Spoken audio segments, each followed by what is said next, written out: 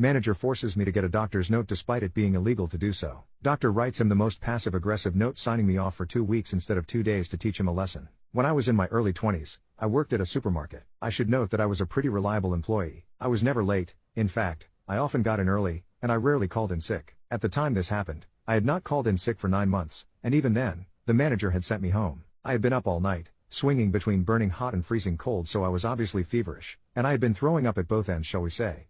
At one point at about 2 a.m., I was on the toilet, with my head in the sink, utterly miserable. I must have passed out because the next thing I knew I was lifting my head off the sink, and it was 7 a.m. I was due to start work at 12 that day, but that obviously wasn't going to happen.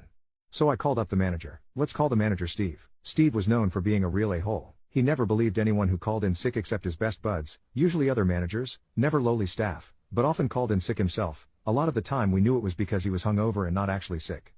The conversation went as follows. Me: "Hey Steve, sorry, I can't come in. I'm sick." Steve: "With what?" Me: "I don't know. I think it might be the flu. I've been up all night being sick, and I have a fever." Steve: "Don't be stupid. If you had the flu you'd be completely knocked out. I need you in. Come in or you're fired." Me: "I can't. I just told you I can't stop vomiting. I passed out." Steve, growling angrily: "Either come in or bring a doctor's note, or you're fired. In the UK, you are legally allowed to self-certify for 5 days. This means you can tell your employer you are sick and you do not need a doctor's note. If you're sick for more than 5 days, you then need a note. It is also illegal to demand a doctor's note during the self-certify period. I knew this, but I was terrified. This was during the recession. I couldn't afford to lose my job. So I got myself dressed, almost passed out trying to do so, then trudged to the doctor some 25 minutes walk away. I end up sitting in the doctor's office for a little over an hour, which for walk-in was pretty good. I get in to see the doctor and she is furious at me for coming in. You're not supposed to come to the doctors when you have a cold or flu, and of course I knew I should be able to self-certify.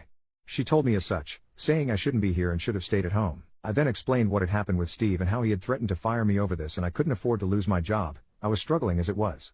My doctor turned her anger towards my manager. She asked if I got sick pay from the company, and I said yes. He wants a sick note, does he? The doctor says. Okay, I'll give him a sick note. Now, my manager just wanted a note confirming I was sick, but instead my doctor wrote something along the lines of this: "My name has come to the surgery because manager name has insisted she come in spite of the fact that this is illegal and all employees are allowed to self-certify.